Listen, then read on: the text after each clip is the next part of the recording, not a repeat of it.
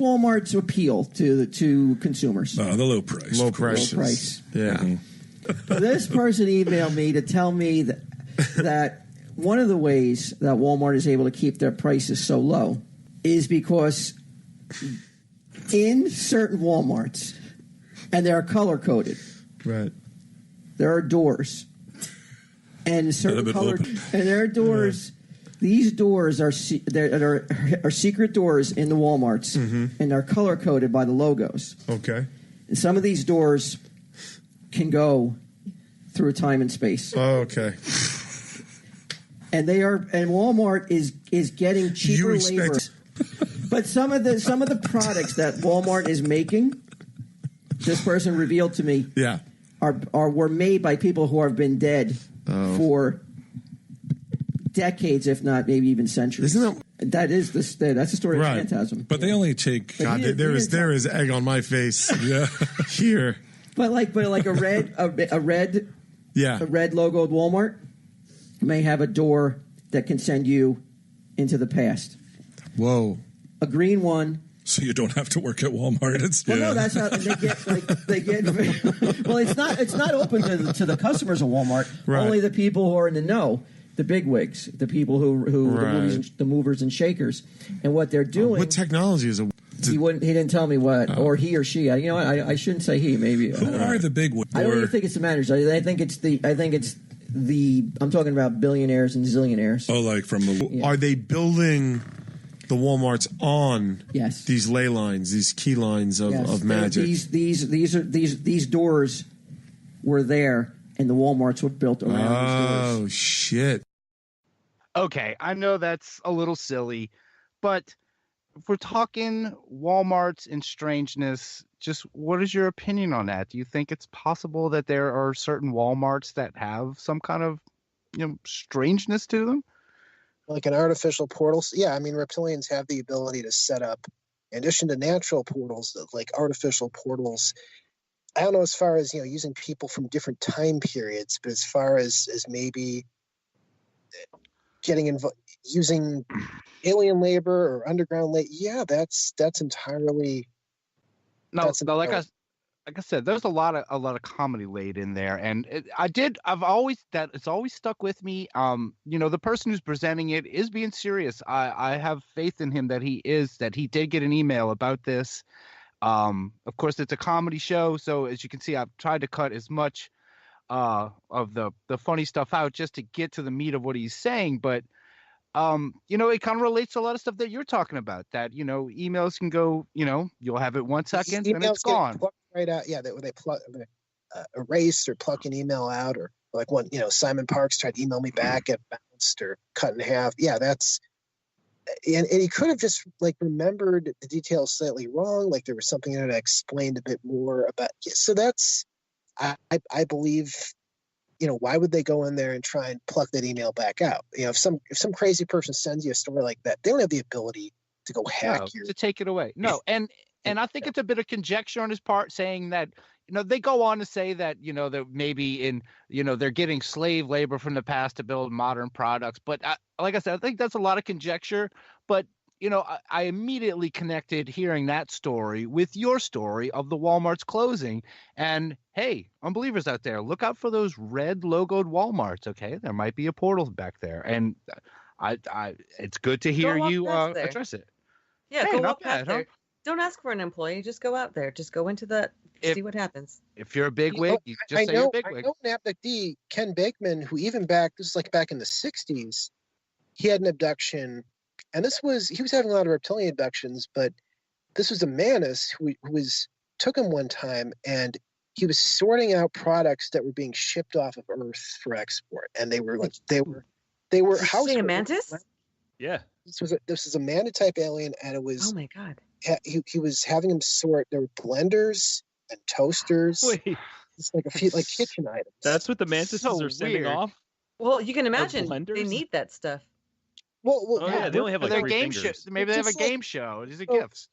When you go to Walmart, right now, and you buy something made, toaster made in China, blender made in China. Well, we're cheaper labor for other planets. So we'll make a blender cheaper than you will. We'll make a toaster cheaper than you will. And you have to think, even in the future, even in advanced societies, are toasters going to be that different? Or blenders going to be that? Probably not. Blenders won't be that different either.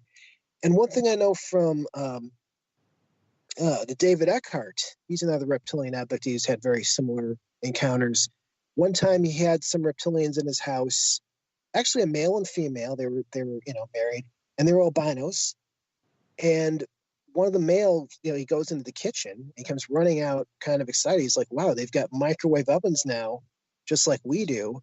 And this was like 10 years ago, and he didn't know that humans had microwave ovens up here. Even though they have it, but that just goes to show the technology. There's certain things in societies that you hit like an advancement wall, and they're still using microwaves apparently. So there are some aliens out there that we are actually more advanced than.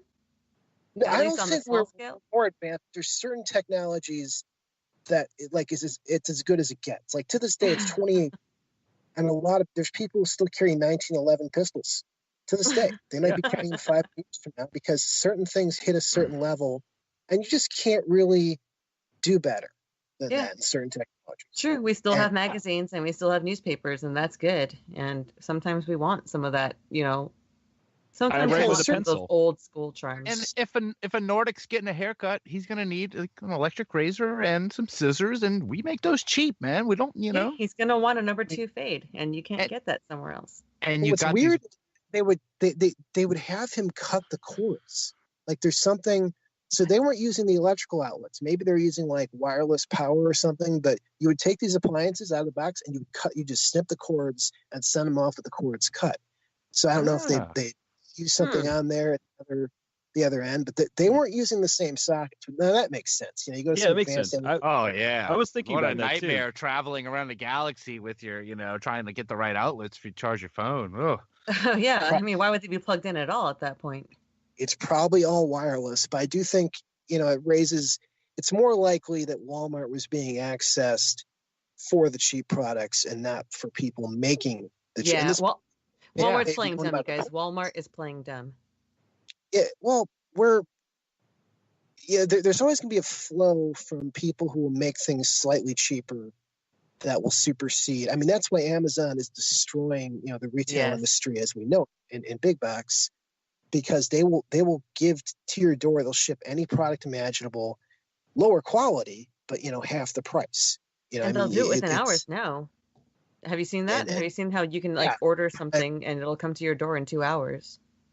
Prime instant delivery. It's really kind of terrifying. I was about to say the word terrifying. Correct. I'm right with you, Matt. Yep. It's terrifying. Economically, it's devastating. It really is. And we'll just be in our little small boxes, all packed on top of each other, and the reptilians can walk the streets, and we'll never know because we have everything we need right where we are. Well, look, thank you very, very much, Matt R. And we have to have you back at some point. I feel like we could talk all night about this. This has been exceptional. Thank you so much for coming on. Can I just slip in one thing I forgot to add? Please, anything you want, please. Absolutely. Another person who uploaded Reptilian, I've talked before about Reptilians who've come in on Skype when I've had interviews like this. And if you go to my SoundCloud Panama Orange site, I've got those archived. But there's a woman on YouTube. Her channel is called Sovereign Key, like Sovereign K-I. And she has a whole YouTube upload. She was talking to a friend, and some reptilians came in. They're growling and hissing. It sounds a lot like what happened to me.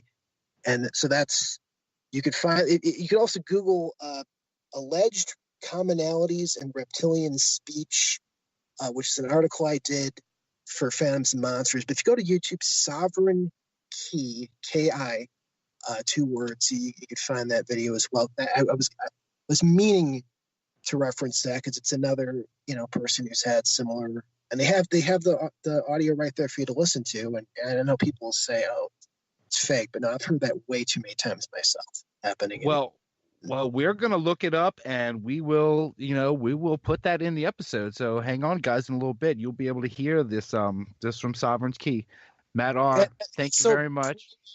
If anyone wants to contact me, my DMs are open on Twitter, Panama Orange. One word, Panama Orange, no capitalizations. That's how you can contact me.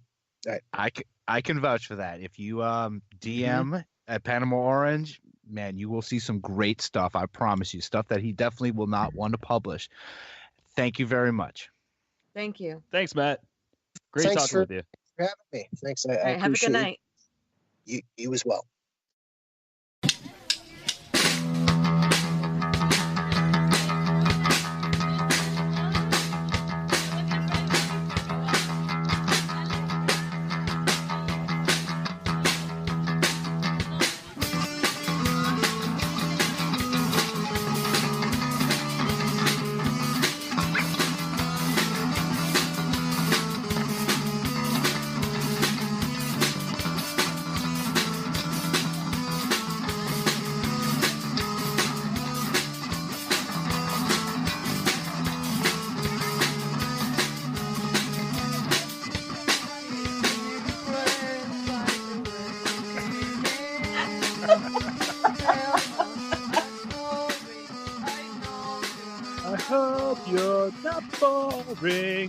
All right, and that's the Strokes with Reptilia. Man, what a great interview, right, guys? Oh my god!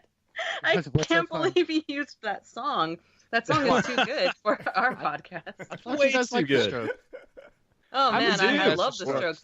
I'm blushing because we don't deserve the high honor of having Julian Casablancas singing on our podcast. We're gonna have to pay for that, I think, probably. Well, this was the only version I could find that would let us play it, but I'm pretty sure that was the Strokes. So yeah, they're very very generous of them. It's the early days.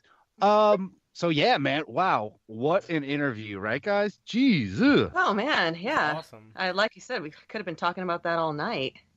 He's really fun to talk to. He is fun, and he actually did talk to him for quite a while after that record. But man, he has been up to a lot, and he is sticking to his story, man. We learned a lot about some new reptilians. I got the red reptilians. You got these white albino reptilians. I've never heard of those before. These reddish green, and then brownish green and greenish brown. Like, I had no idea there are so many varieties. But I'll tell you, the one thing. I feel like I came away from this feeling a little bit more relieved about the situation than worried. I'm really glad that they can't just go, Jengaing our blood DNA with the reptilian DNA. I'm glad that that has to be part of your lineage. So I feel pretty safe. I don't think I've got reptilian blood. The muscle transplant thing that he was talking about that was very interesting. Yeah. The thing he talked about was they're saying it's like pig DNA or something when they're making those weird things to put on your body and it's fusing with you. Yeah, I'm a little I am a little upset by that. That's not so cool. But he does have a way of calming you down about reptilians in general, man. Like he seems in that control worried of you? all this. Yeah, he seems very in control. That's why I felt pretty relieved about it. That worried you? That upset you about the pig stuff when. To me, it sounded kind of hopeful, like, oh, cool, like, we're going to be able to heal a lot quicker from, like, any kind of devastating injuries, like, real quick. Thanks, pigs. It's not pigs, though. We know that. Sure, but it's not. But, okay, but you said it's like that. I just don't find it that disturbing of a concept. It sounded pretty cool. I don't know. Yeah, I'm going to back him up on another part. When Brian was interviewing him, one of the things that came across weird, sorry, I'm coughing right now. Ooh, reptilian cough. That's real. Wow. Is that Brian couldn't wrap his mind around why, like, hey, if you're going to have, reptiles doing crowd control, why would you have people training to heal them? Wouldn't you want to kill them? Like, if a reptile came in here with a wound, wouldn't you take advantage of that and try and murder it? And when I was really listening to those episodes, it finally clicked in my brain. It was like, wait, I think I understand Matt R's perspective on this. On them being like crowd control type people, that it's not bad, it's not good. It's like, what would be worse? Having reptiles step in and be like, hey, everybody, we're reptiles, chill. Or the complete collapse of our civilization. Yeah, to be honest, I kind of trust us more with these reptiles. I'd be like, all right, I'll follow a reptile sooner than I'm going to follow this goddamn president. I'm sorry. But that's, I would feel, okay, like maybe these guys know what's up. They seem like they're not, that makes sense. Okay, now that I know, now that Matt's kind of elucidated a bit that he does have reptilian, DNA in him. That makes sense now why he had responded to Brian's question with like, no, of course I wouldn't kill them. But he didn't say that because he was, part that it makes sense. Like, whoa, why would